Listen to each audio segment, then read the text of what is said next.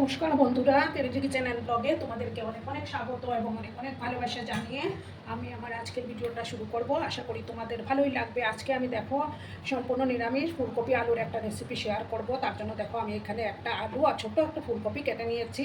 এবার প্রথমে আমি গ্যাসটাকে অন করে দেবো বন্ধুরা। একটা প্যান আমি বসিয়ে দিলাম। প্রথমে আমি আলুগুলো ভেজে নেব। আমি সাদা তেল দিয়ে দিলাম। তেলটাকে প্রথমে ভালো করে গরম করে নেব বন্ধুরা। তেলটা গরম হয়ে যাওয়ার পর আমি আলুগুলো দিয়ে ভেজে নেব। দেখো বন্ধুরা, তেলটা গরম হয়ে গেছে। এবার আমি সামান্য একটু হলুদের গুঁড়ো অ্যাড করলাম, করে আমি আলুগুলো দিয়ে দেবো।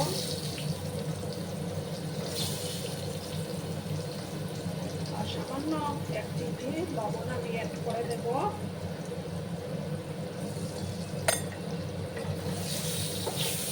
আলুগুলোকে আমি একটু লাল লাল করে ভেজে নেব বন্ধুরা। একটু দেখা শুরুতেই কিন্তু একটা লাইক করতে তোমরা ভুলো না।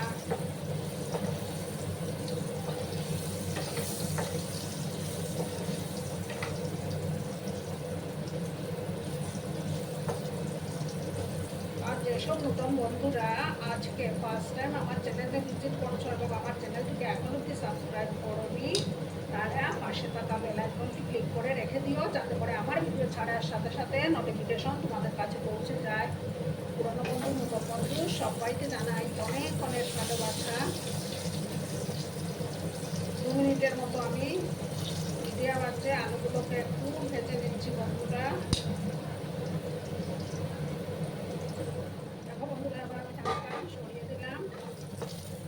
এবার আমি আলুগুলো নামিয়ে নেবো বন্ধুরা। আলুগুলো নামিয়ে নেব।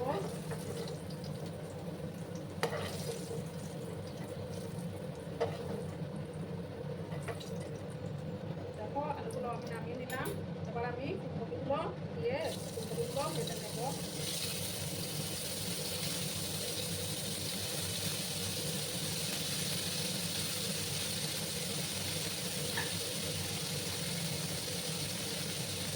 আমার একটু হলুদের গুঁড়ো অ্যাড করলাম।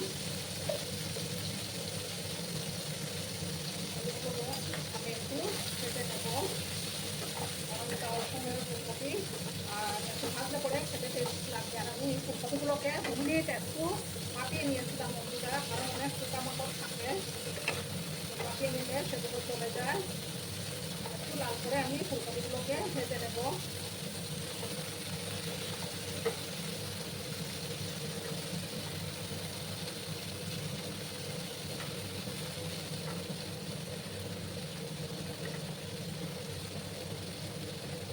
গ্যাসের আঁচটাকে আমি মিডিয়ামে করে রেখেছি বন্ধুরা। জাস্ট 2 মিনিটের মতো আমি এটাকে ভেজে নেব, তারপর নামিয়ে নেব। তোমরা কিন্তু ভিডিওটা একদম স্কিপ করো না বন্ধুরা, সম্পূর্ণ দেখার অনুরোধ রইল। আর কমেন্ট সেকশনে যে হাইট অপশনটা আছে সেটা একটু হাইটটা করে দিও বন্ধুরা।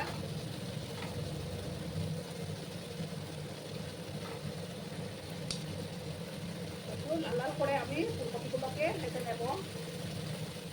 দেখো বন্ধুরা, তাতে বেশি আমি ভাজবো না। এবার আমি ফুলকপিগুলো তুলে নেব। সমস্ত ফুলকপি আমি একটা ডিশের মধ্যে তুলে নিচ্ছি।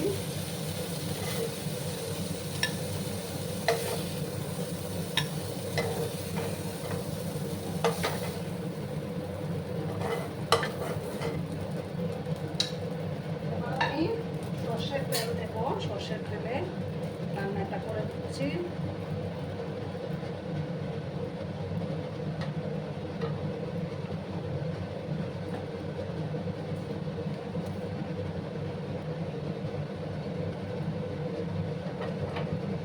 এবার দেখো 2টো তেজপাতা কাটিয়ে দিয়ে দিলাম আর একটা শুকনো লঙ্কা।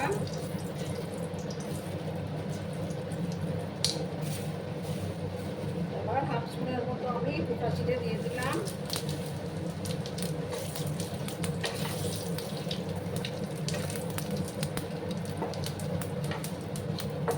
থেকে যখন একটা সুন্দর ফ্লেভার বেরোতে শুরু করবে তখন আমি দেখো আমি বাটা মশলা দিয়ে রান্নাটা করে নেব। জিরা, ধনে আর কাঁচা শুকনো লঙ্কা আমি বেটে নিয়েছিলাম, সেটা আবার আমি নিয়ে দিলাম।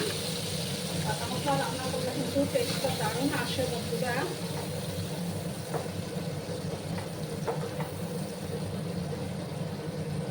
মশলাটাকে এবার ভালো করে কষিয়ে নিতে হবে। এবার আমি পরিমাণ মতো হলুদের গুঁড়োটা অ্যাড করে দিলাম। ভালো করে কিন্তু মশলাটাকে কষিয়ে দিতে হবে।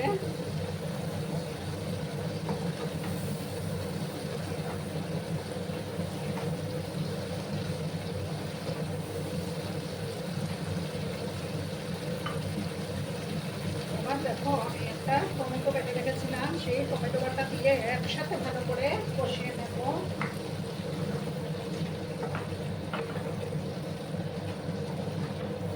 যতক্ষণ না তেলটা ছেড়ে আসছে ততক্ষণ আমি কষিয়ে নেব।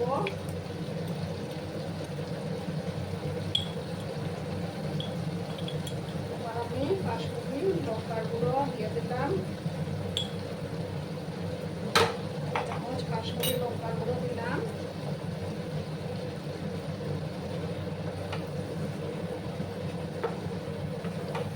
ভালো করে মিশিয়ে নিলাম। গ্যাসের আঁচটা কিন্তু কম করা আছে আমার। এবার আমি একটু ঢাকা চাপা দিয়ে রাখবো যাতে ভালো করে বসে যায়। বন্ধুরা এবার আমি ঢাকাটা সরিয়ে দিলাম। দেখো তেল ছেড়ে আসছে। এবার আমি ফুলকপি আলুগুলো দিয়ে দেবো।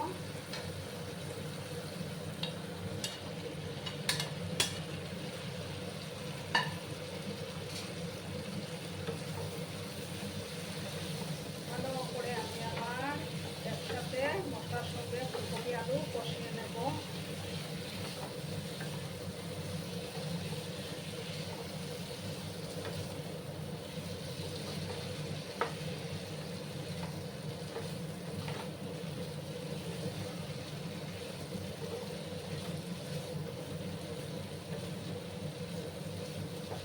দেখো বন্ধুরা কালারটা কত সুন্দর হয়েছে, তাই না?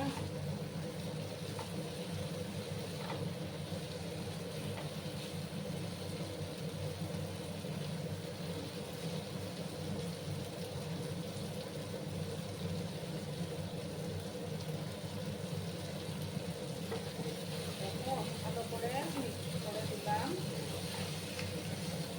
এবার আমি এটার মধ্যে গরম জল দেবো। গরম জল দিলে রান্নার টেস্টটা ভালো আসে।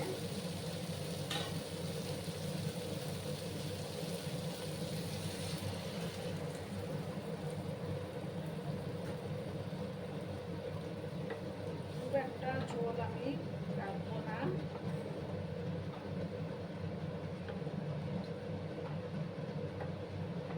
ভালো করে মিশিয়ে দিলাম। এবার আমি পরিমাণ মতো লবণটা দিয়ে দেবো। আগে দিয়েছিলাম সামান্য।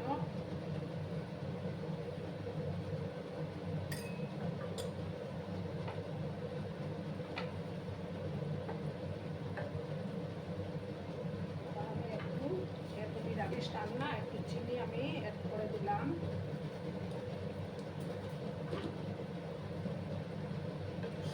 ভালো করে মিশিয়ে দিলাম আবার। এবার আমি গ্যাসের আঁচটা মিডিয়ামে করে দিয়ে 5 থেকে 6 মিনিটের মতো আমি এটাকে রান্না হতে দেবো বন্ধুরা, তাহলেই তৈরি হয়ে যাবে। বন্ধুরা আমি এবার ঢাকাটা সরিয়ে দিলাম। দেখো খুব সুন্দর সুসিদ্ধ হয়ে গেছে আমার ফুলকপি আলু রান্নাটা কমপ্লিট। এবার আমি সামান্য একটু শাহি গরম মশলার গুঁড়ো দেব।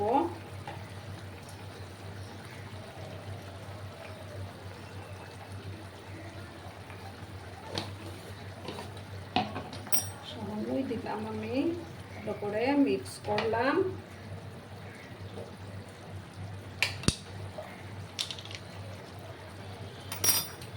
এবার আমি দেখো